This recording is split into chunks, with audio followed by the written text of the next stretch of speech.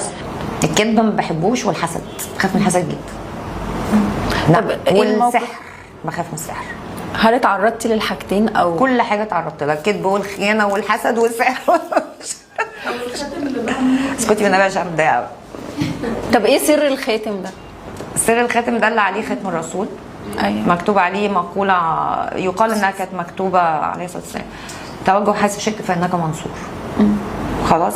الكلمه دي على فكره الخاتم ده ما بيتباعش في محلات، انا هفهمك ليه.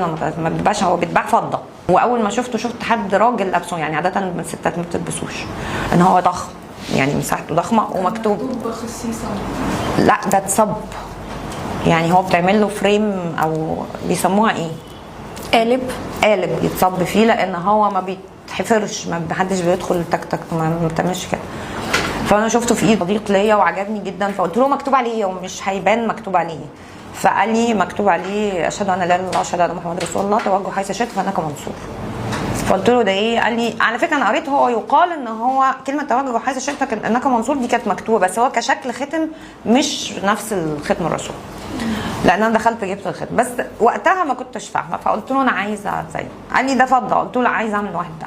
فرحت لسايغ وداني هو لسايغ، اتعمل له قالب اتصب فيه، وده مفكوك من، يعني ده مش ختم واحد، ده كان كذا ختم اتسيحوا واتعملوا، كانوا بتوع